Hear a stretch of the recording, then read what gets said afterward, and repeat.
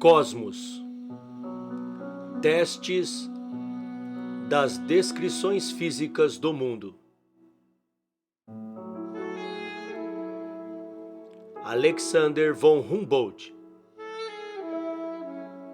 Parte 1. Tradução inédita e exclusiva para o português. Canal Ler com Ouvidos. Leandro Diademe.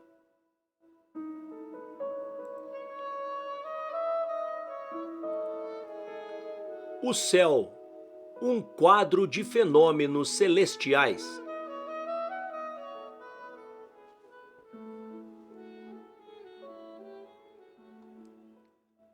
Quando o espírito humano se orgulha de tanto tentar subjugar o mundo material, ou seja, o conjunto dos fenômenos físicos, quando tenta reduzir ao mínimo de seu pensamento toda a natureza com a rica plenitude de sua vida e ações das forças patentes ou ocultas que a animam, os limites de seu horizonte se perdem na distância. E da altura que se eleva as individualidades lhe parecem agrupadas em massas e veladas por uma leve névoa. Tal é o ponto de vista no qual desejamos nos colocar para contemplar o universo e tentar descrever toda a esfera dos céus e do mundo terrestre. A audácia de tal tentativa não me é oculta, pois sei que entre todas as formas de exposição a que estou dedicando estas páginas, a tentativa de um quadro geral da natureza é ainda mais difícil, porque ao invés de nos limitarmos a descrever em detalhes a riqueza de suas diversas formas, propomos pintar as grandes massas, quer seus contornos tenham uma existência real, quer as divisões do quadro resultem da própria natureza de nossas concepções. Para que este trabalho seja digno da bela expressão cosmos, que significa ordem no universo e magnificência em ordem, é necessário que ele abrace e descreva o grande todo. É necessário classificar e coordenar os fenômenos, penetrar no jogo de forças que os produzem e, finalmente, pintar em linguagem viva uma imagem viva da realidade. Deus concede que a infinita variedade dos elementos de que é composto o quadro da natureza não prejudique a impressão harmoniosa de calma e unidade, o objeto supremo de toda obra literária ou puramente artística.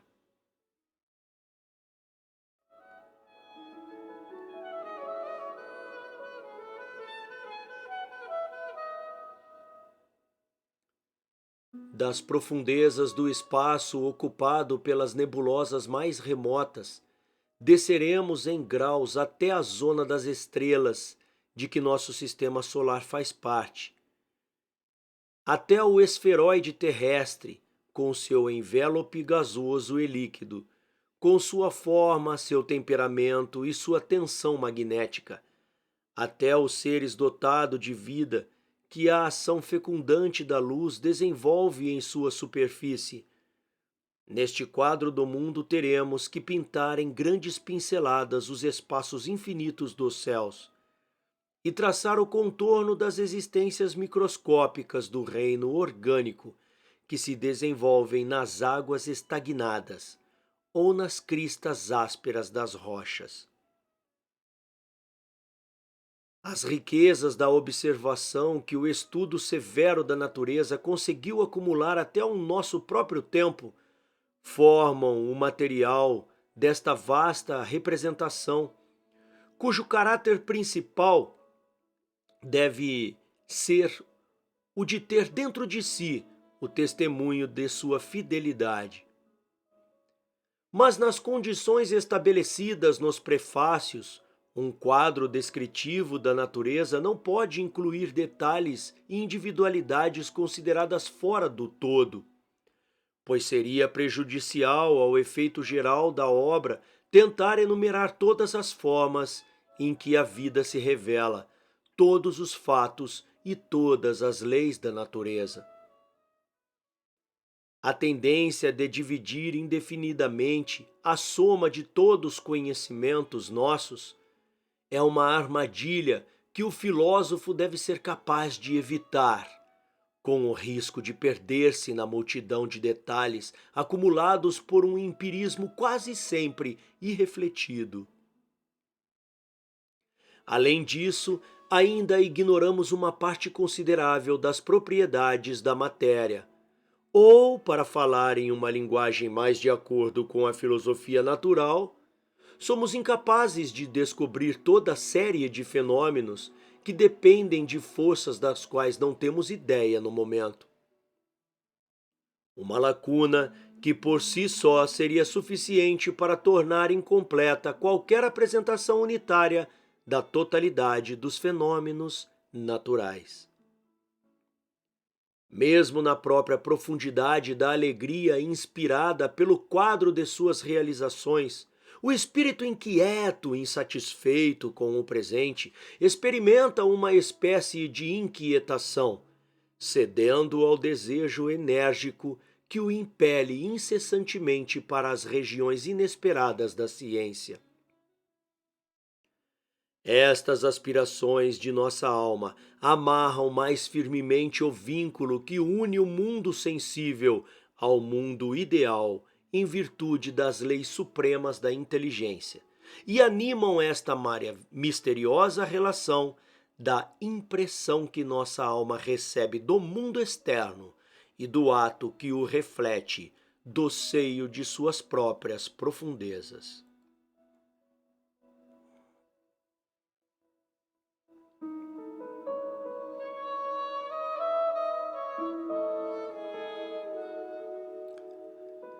A natureza, considerada como um todo de seres e fenômenos, sendo, além disso, ilimitada aos seus contornos e conteúdos, nos apresenta um problema que toda a capacidade humana não poderia abranger. Um problema que é insolúvel, porque há um conhecimento geral de todas as forças em ação no universo. É bom fazer tal confissão quando nos propomos como único objeto de nossas pesquisas imediatas as leis dos seres ou de seu desenvolvimento, e quando nos submetemos a seguir apenas um caminho, o da experiência guiada por um método de indução rigorosa. É verdade que a tendência que nos leva a considerar a natureza em sua universalidade e a penetrar na própria essência das coisas é assim renunciada. Mas a história das teorias gerais do mundo, que reservamos para outra parte deste trabalho, prova que a humanidade só pode aspirar a um conhecimento parcial, embora cada vez mais profundo, das leis gerais do universo. Trata-se, portanto, de descrever aqui todos os resultados adquiridos do ponto de vista da atualidade, no que diz respeito à medida e aos limites, e quanto à extensão desse quadro. Agora, quando falamos dos movimentos e transformações que ocorrem no espaço, o objetivo principal de nossas investigações é a determinação numérica dos valores médios que constituem a própria expressão das leis físicas. Estes números médios nos mostram o que é constante nos fenômenos variáveis, o que é fixo na flutuação perpétua das aparências. Daí que o progresso atual da física se manifesta quase que exclusivamente por pesos e medidas, com o objetivo de obter ou corrigir os valores numéricos médios de certas magnitudes.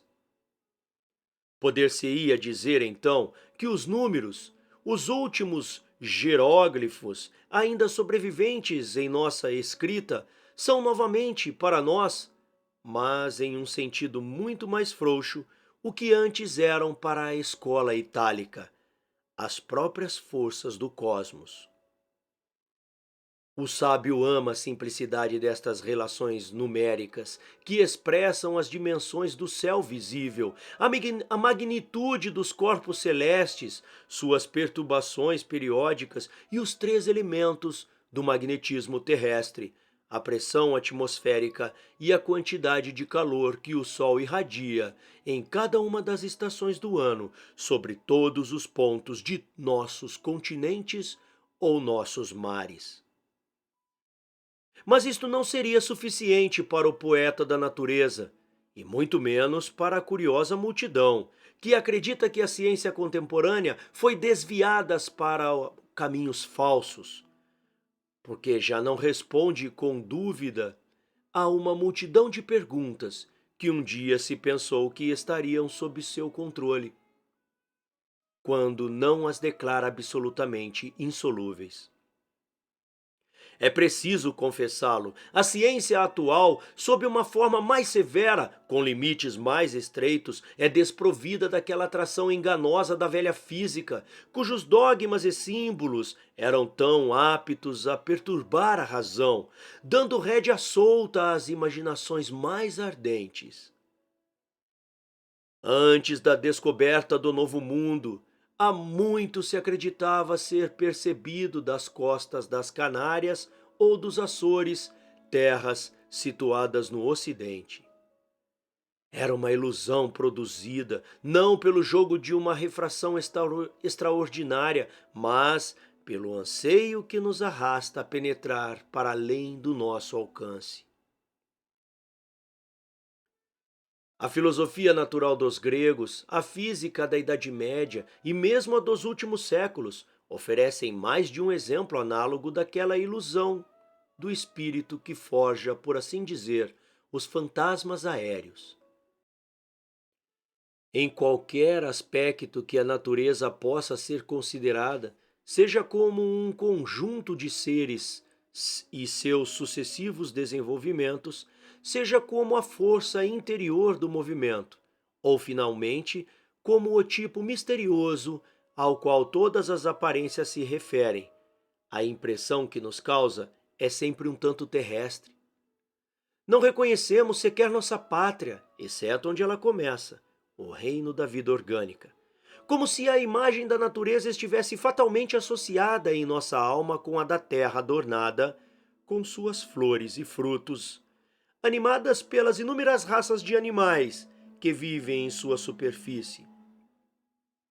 O aspecto do firmamento e a imensidão dos espaços celestes formam um quadro no qual a magnitude das massas, o número de sóis agrupados de forma variada e as próprias nebulosas pálidas podem bem excitar nosso espanto ou admiração.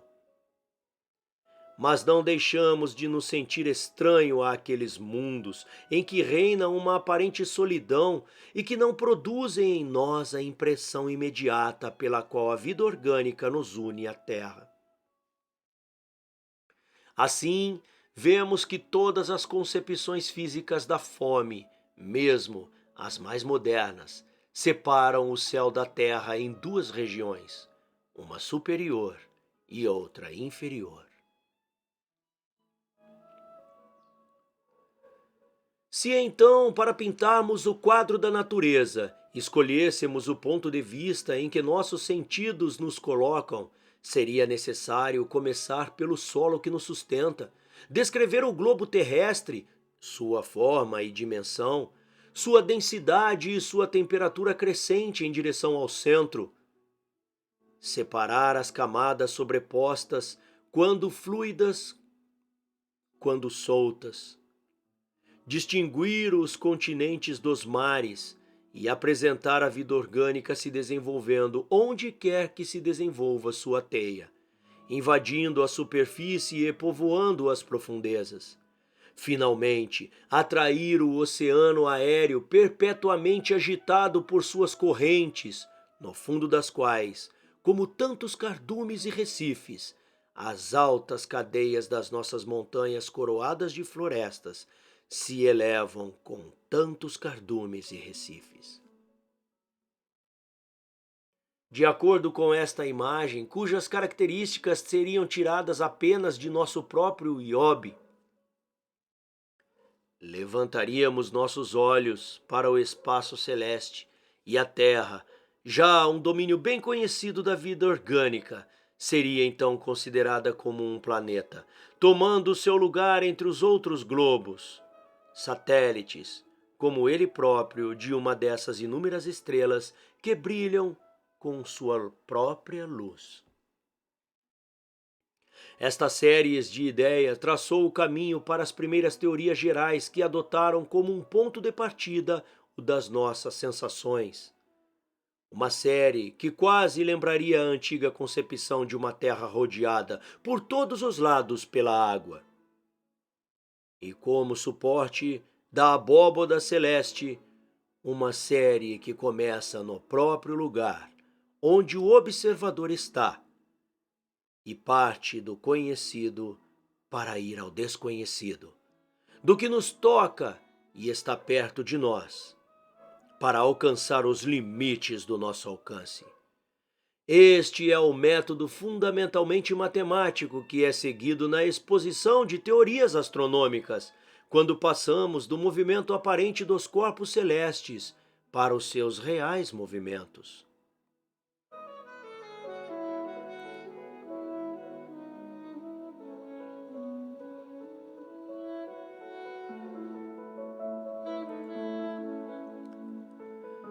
Mas se trata de apresentar todo o nosso conhecimento no que é firme e positivo, e ainda mais ou menos provável no momento atual, sem, no entanto, tentar desenvolver sua demonstração.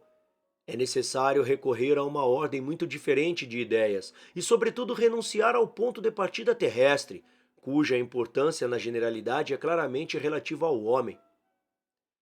A Terra não deve mais aparecer em primeiro plano, exceto como um detalhe subordinado ao todo do qual ela forma parte.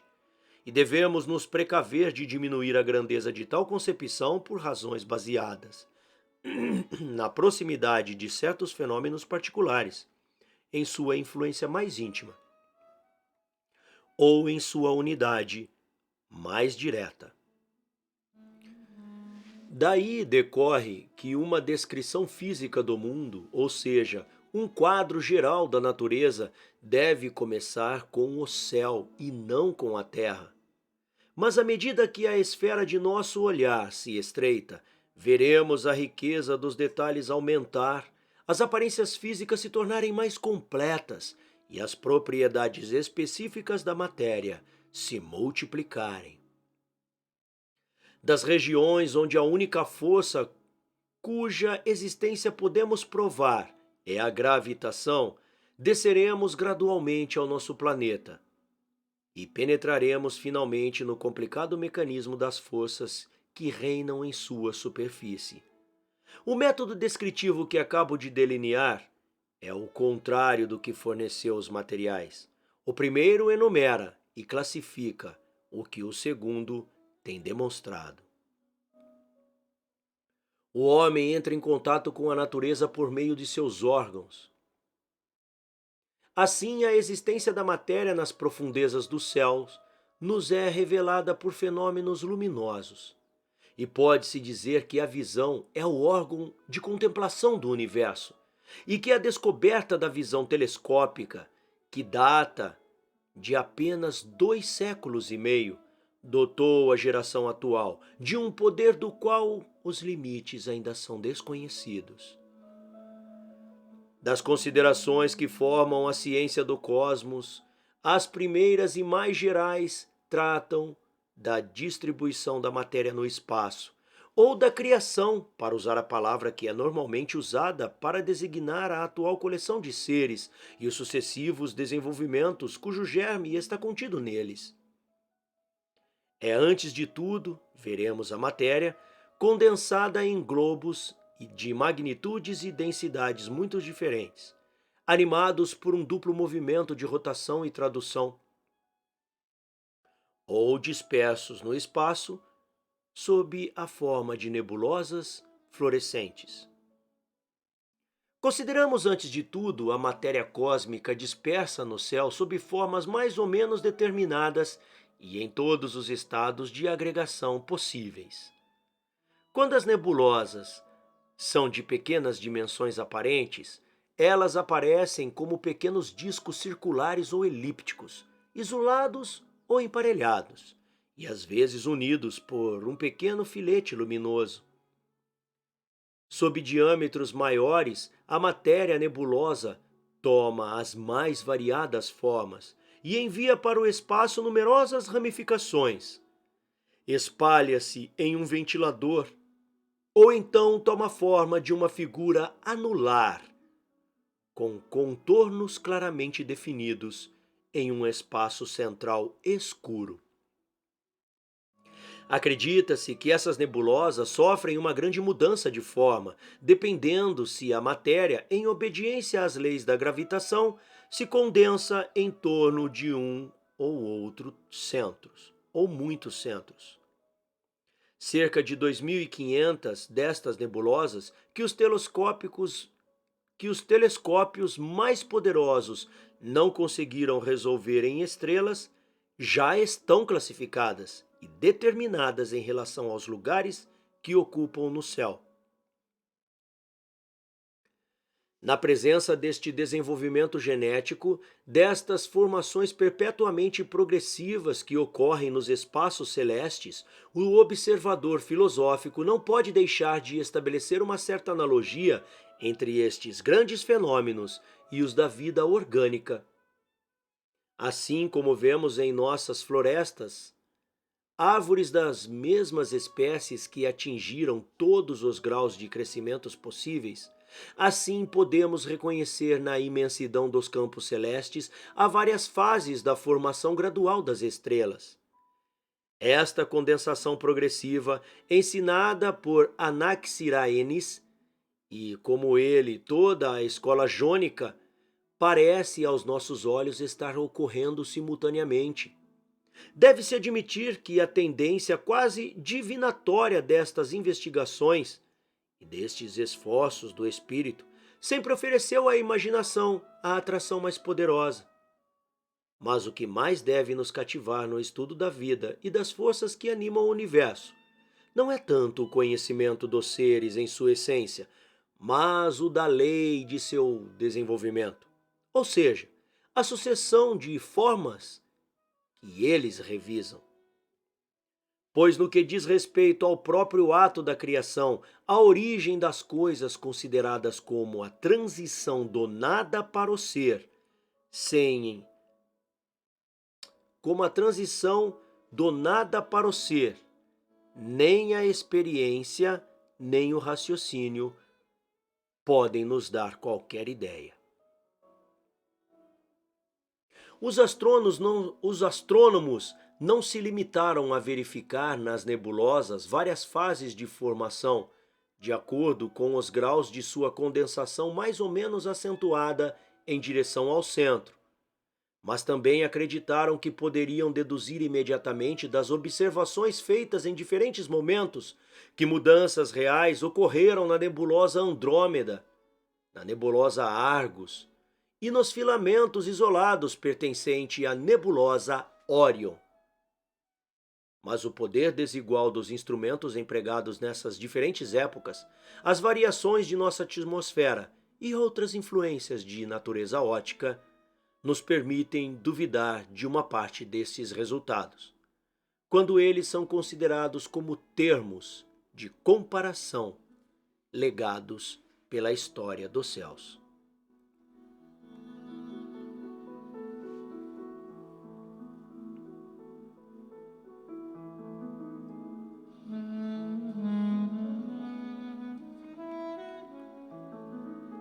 As próprias nebulosas, de formas tão variadas e brilho variável, cuja matéria constante e concentrada talvez se condensará em uma estrela, e as nebulosas planetárias, que emitem uma luz suave e uniforme de todos os pontos de seus discos, um tanto ovais, não devem ser confundidas com as chamadas estrelas nebulares.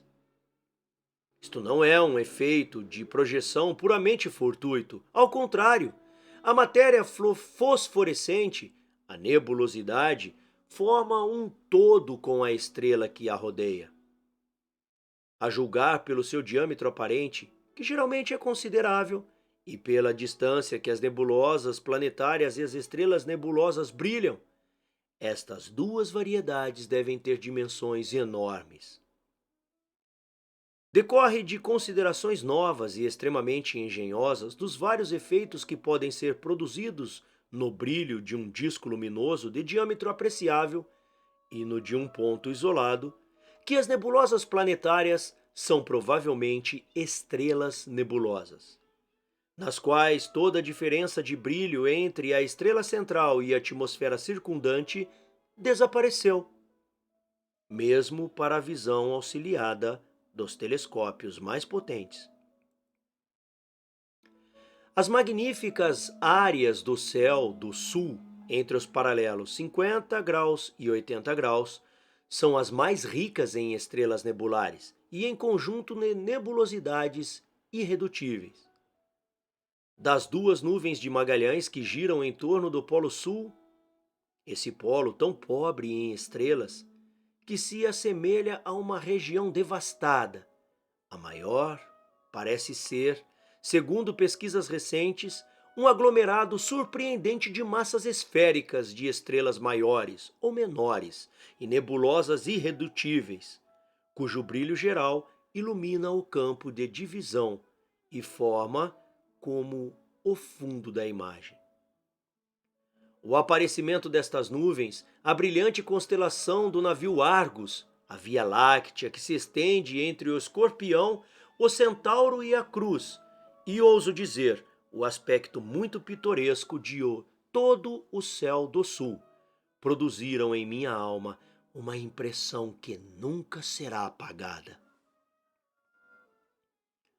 A luz zodiacal, que se eleva acima do horizonte como uma pirâmide resplandecente e cujo doce brilho constitui o ornamento eterno das noites intertropicais, é provavelmente uma grande nebulosa anular que gira entre a órbita de Marte e a da Terra. Pois a opinião daqueles que acreditam ver nela a camada externa da própria atmosfera do Sol não é admissível. Além dessas nebulosidades, essas nuvens luminosas de forma determinadas, observações exatas, tendem a provar a existência de uma matéria infinitamente tênue, que provavelmente não tem luz própria, mas que se revela pela resistência que se opõe ao movimento do cometa Encke, e talvez também a de Biela e Faye, e pela diminuição que provoca em sua excentricidade e na duração de suas revoluções. Esta matéria etérea ou cósmica, flutuando no espaço, parece ser animada pelo movimento. E apesar de sua tenuidade original, podemos supor que esteja sujeita às leis da gravitação e, consequentemente, mais ou menos condensada nas proximidades da enorme massa do Sol. Admitindo finalmente que tenha sido renovada e aumentada por muitos milhares de séculos pela matéria gasosa que as caudas dos cometas deixam no espaço. Tendo assim considerado a variedade de formas que a matéria assume nos espaços infinitos dos céus, quer se espalhe sem limites ou contornos sob a forma de éter cósmico, quer tenha sido originalmente condensada em nebulosas, devemos agora voltar nossa atenção para a parte sólida do universo, ou seja, para a parte da matéria aglomerada naqueles globos que designamos exclusivamente pelo nome de estrelas ou mundos estrelares. Aqui novamente encontramos vários graus de agregação e densidade. Em nosso próprio sistema solar, reproduz todos os termos da série de pesos específicos, relação entre volume e massa, com os quais as substâncias terrestres se tornaram familiares para nós. Quando comparamos os planetas de Mercúrio e Marte com o Sol e Júpiter, e estas duas últimas estrelas com Saturno, que é ainda menos denso, chegamos a uma progressão crescente da gravidade específica do antimônio metálico para a do mel, da água e do abeto. Além disso, a densidade dos cometas é tão baixa que a luz estelar passa por eles sem refração, mesmo através da parte mais compacta, que geralmente é chamada de núcleo. Talvez não haja nenhum cometa cuja massa seja igual a 0,005 do da Terra. Apontemos aqui o que parece mais surpreendente na diversidade dos efeitos produzidos pelas forças cuja ação progressiva presidiu originalmente as aglomerações da matéria. Pois, embora do ponto de vista em que nos colocamos poderíamos ter indicado a priori esta variedade indelicada como resultado possível da ação combinada das forças generativas, achamos melhor mostrá-la como um fator real que realmente ocorre diante dos nossos olhos nas regiões celestes. As concepções puramente especulativas de Wright, Kent e Lambert quanto à construção geral do céu foram estabelecidas por William Herschel em bases mais sólidas, em observações e mediações muito exatas. Este grande homem, tão ousado e prudente ao mesmo tempo em suas investigações, foi o primeiro que ousou sondar as profundezas dos céus para determinar os limites e a forma da camada isolada de estrelas, da qual a Terra faz parte, e o primeiro também que tentou aplicar a esta zona estelar as relações de magnitude, forma e posição que lhe haviam sido reveladas pelo estudo das nebulosas mais remotas, justificando assim o belo epitáfio gravado em sua tumba em Upton, Caelonon perrupti claustra. Lançado como Colombo em um mar desconhecido, ele descobriu as ilhas e arquipélagos, deixando-o para gerações seguintes para determinar sua posição exata.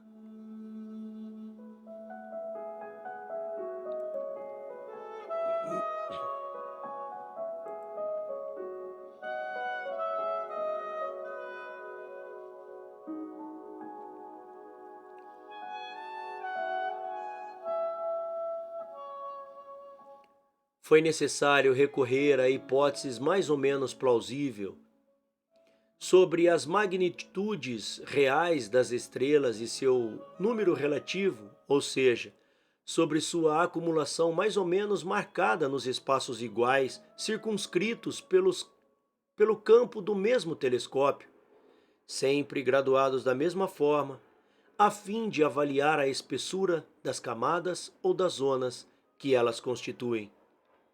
Também é impossível atribuir a estes dados, quando se trata de deduzir um deles, as peculiaridades das estruturas dos céus, ou mesmo o grau de certeza que foi alcançado no estudo dos fenômenos peculiares de nosso sistema solar, ou na teoria geral dos movimentos aparentes e reais dos corpos celestes, ou na determinação, finalmente, das revoluções verificadas pelas estrelas componentes de um sistema binário, em torno de seu centro de gravidade comum. Esta parte da ciência do cosmos se assemelha às épocas fabulosas ou mitológicas da história. Uma, como as outras, remonta o fato àquele crepúsculo incerto, em que se perdem as origens dos tempos históricos e os limites do espaço, além dos quais nossa medida não chegam a atingir. As evidências em tal ponto começam a desaparecer de nossas concepções e tudo convida a imaginação a buscar a si uma forma de contornos fixos para aquelas aparências confusas que ameaçam escapar à nossa investigação. Mas voltar à comparação que já indicamos entre a abóbada celeste e um mar repleto de ilhas e arquipélagos nos ajudará a compreender melhor os diferentes modos de distribuição dos grupos isolados que formam a matéria cósmica. Das nebulosas irressolúveis, condensadas em torno de um ou muitos centros, que trazem em si o sinal de sua antiguidade, e das agregações de estrelas ou dos esporádicos grupos distintos que mostram traços de uma formação mais recente. O encontro de estrelas das quais fazemos parte e que poderíamos chamar neste sentido uma ilha no universo, constitui uma ilha achatada, lenticular e isolada em todos os lados. E seu eixo maior é o estimado em 7 ou 800 vezes a distância de Sírio da Terra, e seu eixo menor em cerca de 150 vezes a distância de Sírio da Terra. Para formar uma ideia da magnitude absoluta da unidade em questão, pode-se supor que a paralaxe de Sírio não exceda a da estrela brilhante do Centauro, 0,9128. Nesse caso, a luz levaria 3 anos para atravessar a distância que nos separa de Sírio, pois, de acordo com o admirável trabalho de Bessel sobre a paralaxe da estrela 61 do Cisne, eu acho que não é zero não, é um O, tá? É 0O, aspas, 3483, uma estrela que, por seu próprio movimento considerável, sugere uma proximidade, um raio luminoso desta estrela não poderia nos alcançar até 9 anos e 3 meses depois. Nosso grupo de estrelas, cuja espessura é relativamente pouco considerável, está dividido em 2 ramos, em cerca de 1/3 de sua extensão. Acredita-se que o sistema solar está cenicamente situado nele, não muito longe do ponto de divisão, mais próximo da região onde brilha Sírius do que da constelação de Águia, e quase no meio da camada na direção de sua espessura. Já dissemos acima que é medindo sistematicamente o céu e contando as estrelas contidas no campo invariável de um telescópio dirigido sucessivamente para todas as regiões do espaço, que conseguimos determinar a situação de nosso sistema solar e determinar a forma e as dimensões do grupo lenticular de estrelas, do qual ele faz parte. De fato, se o maior ou menor número de estrelas contidas em espaços iguais varia de acordo com a própria espessura da camada em cada direção, este número deve nos dar o comprimento do raio visual, uma sonda arrojadamente jogada nas profundezas do céu, quando o raio atinge o fundo da camada estelar, ou melhor, seu limite externo, porque as ideias de alto e baixo não têm aplicação aqui. Na direção do eixo principal da camada, o raio visual deve encontrar as estrelas escalonadas ao longo desta direção, em número muito maior do que em outros lugares. De fato, as estrelas estão fortemente condensadas nestas regiões e como que unidas em um matiz geral, que pode ser comparado a uma poeira luminosa. As estrelas, como um todo, marcam uma zona de cofre celestial que parece envolvê-lo completamente. Esta zona estreita, cujo brilho desigual é interrompido em intervalos por espaços escuros, segue com alguns graus de diferença, a direção de um círculo máximo da esfera, porque estamos colocados perto do meio de camada de estrelas e no próprio plano da Via Leitosa, que é sua perspectiva. Se nosso sistema planetário estivesse situado a uma grande distância deste grupo de estrelas, a Via Láctea nos daria a aparência de um anel. A uma distância ainda maior, parecia ao telescópio como uma nebulosa irredutível, terminando em um contorno circular.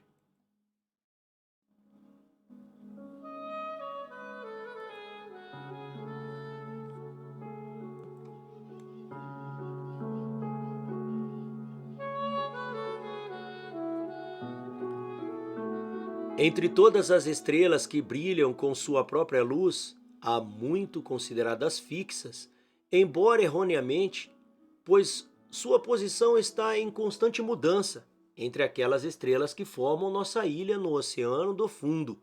O Sol é a única que as observações reais nos permite reconhecer como centro dos movimentos de um sistema secundário composto de planetas, cometas e asteroides, análogos aos nossos aerólitos.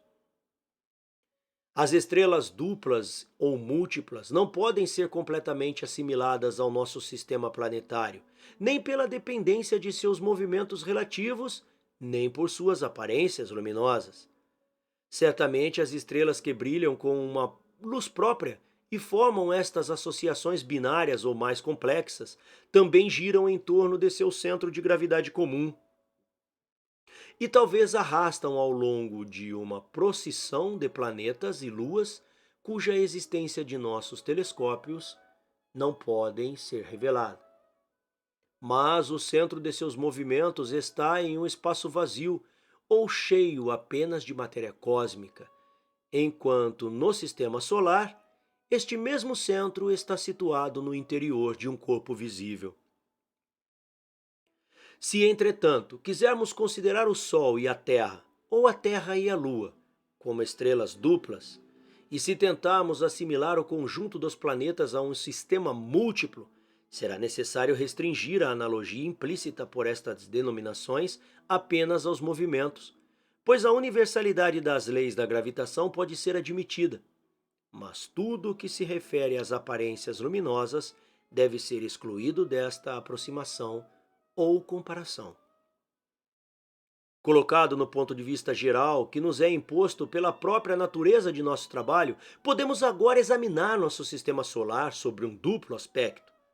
Primeiro, estudaremos, nas diversas classes que nele se podem distinguir, os caracteres gerais de magnitude, figura, densidade e situação relativa. Depois trataremos das relações que parecem unir este código com as outras partes de nossa zona estrelada, pelo qual o próprio movimento do Sol é suficientemente indicado. No estado atual da ciência, nosso sistema solar é composto por 11 planetas principais, 10 e 8 luas ou satélites, e uma multidão de cometas, entre os quais há alguns que permanecem constantemente dentro dos limites estreitos do mundo dos planetas, e por isso são chamados de cometas planetários. Podemos, de acordo com todas as probabilidades, acrescentar à procissão de nosso Sol e colocar na esfera onde imediatamente exerce sua ação central, em primeiro lugar, um anel de matéria nebulosa, animado por um movimento de rotação provavelmente situado entre a órbita de Marte e a de Vênus. Eles também fazem parte do Sistema Solar e fazem parte de uma multidão de asteroides, pouco pequenos, cujas órbitas cortam a órbita da Terra, ou estão muito pouco separados delas, e pelos quais são explicados as aparências de estrelas errantes e a queda de aerólitos.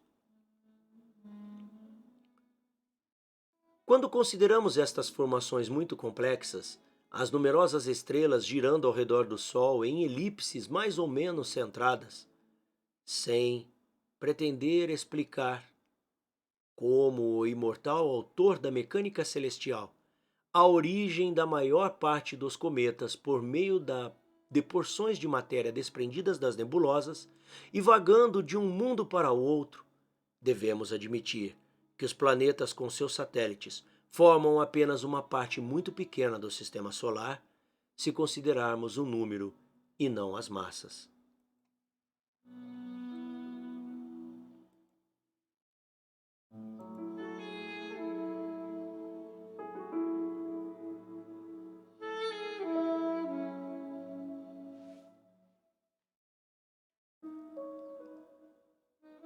Os planetas telescópicos Vesta, Juno, Ceres e Pallas devem formar uma espécie de grupo intermediário, e suas órbitas são fortemente ligadas, tão inclinadas, tão excêntricas, determinam no espaço uma zona de separação entre os planetas internos, Mercúrio, Vênus, Terra, Marte, e a região dos planetas externos, Júpiter, Saturno e Urano. Estas duas regiões apresentam de fato os contrastes mais marcantes. Os planetas internos mais próximos ao Sol são de média magnitude e densidade considerável. Giram lentamente em torno de si mesmos em momentos quase iguais, cerca de 24 horas. São ligeiramente achatados e, com exceção da Terra, são totalmente desprovidos de satélites. Os planetas orientais são de muito maior magnitude e 5 vezes menos densos. Sua rotação é pelo menos 2 vezes mais rápida, seu achatamento mais acentuado, e o número de seus satélites em comparação com os dos planetas inferiores está na proporção de 17 para 1. Se Urano de fato possuir as 6 luas atribuídas a ele. Mas as considerações das quais derivamos os caracteres gerais destes dois grupos não podem ser estendidas com igual grau de precisão a cada um dos planetas em particular. E não é fácil comparar assim uma a uma as distâncias ao centro comum de movimento com as magnitudes absolutas, as densidades com o tempo de rotação, nem as excentricidades e a inclinação mútua das órbitas com os eixos máximos. Não conhecemos nenhuma relação necessária entre os 6 elementos que acabamos de enumerar e as distâncias médias. E não sabemos se existe entre essas várias grandezas alguma lei de mecânica celeste, análoga, por exemplo, àquela que relaciona os quadrados dos tempos periódicos com os cubos dos eixos máximos. Marte está mais distante do Sol que Vênus e da Terra, e assim é menor. E de todos os planetas dos tempos antigos conhecidos, difere menos em diâmetro de Mercúrio, o planeta mais próximo do Sol. Saturno é menor do que Júpiter, mas é muito maior do que Urano. Além disso, a zona dos planetas telescópicos é imediatamente sucedida por Júpiter, a mais poderosa de todas as estrelas secundárias de nosso sistema solar. E ainda assim, a superfície desses asteroides, cujo diâmetro, por causa de sua pequenez, quase escapa às nossas medidas, é apenas 2 vezes maior que o da França, Madagascar ou Bornéu.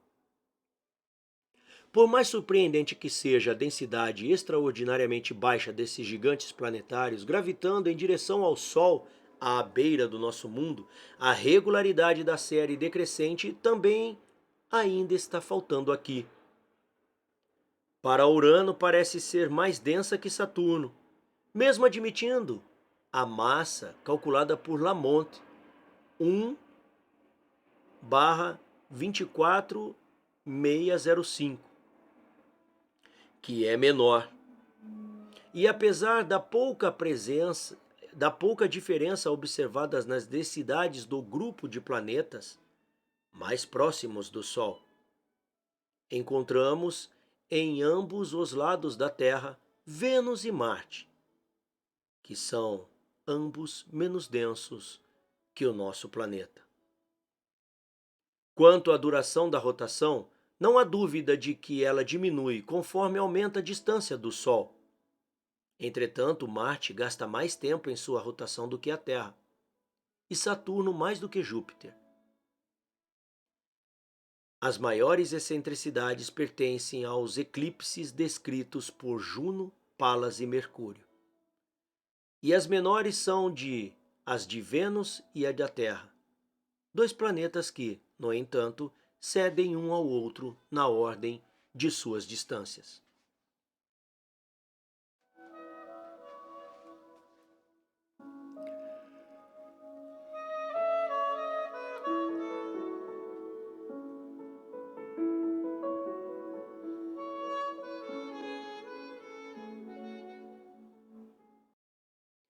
Os eclipses mais prolongados são os de Juno, Palas e Mercúrio. Também são os mais inclinados ao eclíptico, embora em proporções muito diferentes. Os eclipses mais longos, os de Juno, Palas e Mercúrio, são também os mais inclinados ao eclíptico, embora em relação muito diferentes. A inclinação da órbita de Palas, a qual não se encontram outros semelhantes, exceto entre os cometas, é cerca de 26 vezes maior que a de Júpiter, enquanto a do planeta menor, Vesta, apesar de sua proximidade com Palas, é pouco mais de 7 vezes o mesmo ângulo. Não foi obtido melhor sucesso na tentativa de formar uma série regular das posições dos eixos de rotação dos 4 ou 5 planetas para os quais este elemento foi determinado com precisão. Quanto a Urano, a julgar pela posição dos planos ou dos 2 únicos satélites recentemente observados, a inclinação de seu eixo de rotação no plano de sua órbita é de apenas 11 graus. De modo que Saturno é assim colocado a este respeito entre Júpiter, cujo eixo de rotação é quase perpendicular ao plano de sua órbita, e Urano. Da enumeração destas irregularidades, parece que o mundo das formações celestes deve ser aceito como um fato, como um dado natural, que se oculta das especulações do espírito pela falta de qualquer ligação visível entre causa e efeito. Em outras palavras, as relações de magnitude absoluta e posição relativa dos eixos, as proporções das densidades no sistema planetário, as durações de rotação e as excentricidades, são coisas que nos parecem não mais ou menos necessária na natureza do que a distribuição das águas e terras na superfície de nosso globo, os contornos de seus continentes ou a altura de suas cadeias montanhosas. Nenhuma lei geral pode ser estabelecida sob estas diferentes relações, seja nos céus ou nas desigualdades das camadas da Terra. Estes são tantos fatos naturais produzidos pelo conflito de forças múltiplas que se moveram em outro tempo em condições totalmente desconhecidas até hoje. Agora, em matéria de cosmogonia, o homem atribui ao acaso, o que ele não pode explicar pela ação generativa das forças com as quais ele está familiarizado. Entretanto, se os planetas foram formados pela condensação progressiva de anéis de matéria gasosa concêntricas ao Sol, as densidades, temperaturas e tensões magnéticas desiguais desses anéis justificam as diferenças atuais na forma de magnitude, assim como as velocidades primitivas de rotação e pequenas variações na direção do movimento. Podem nos dar conta das inclinações e das excentricidades. Por outro lado, as atrações das massas e as leis da gravidade devem ter desempenhado seu papel aqui, como nas convulsões que produziram as irregularidades da superfície terrestre. Embora seja possível deduzir do estado atual das coisas toda a série de variações que elas devem ter sofrido antes de alcançá-la. Quanto à conhecida lei pela qual se tentou relacionar as distâncias dos planetas ao Sol, sua imprecisão foi demonstrada numericamente em relação aos intervalos que separam Mercúrio, Vênus e a Terra daquela estrela. Se por outro lado não estivesse como está, em manifesta contradição com a própria noção de série, por causa do primeiro termo que se assume nela.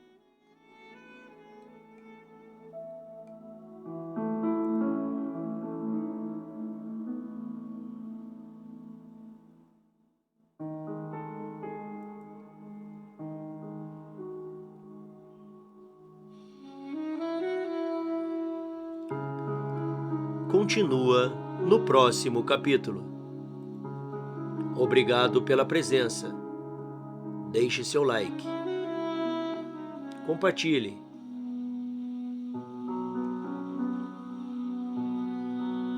Eu te encontro na próxima leitura.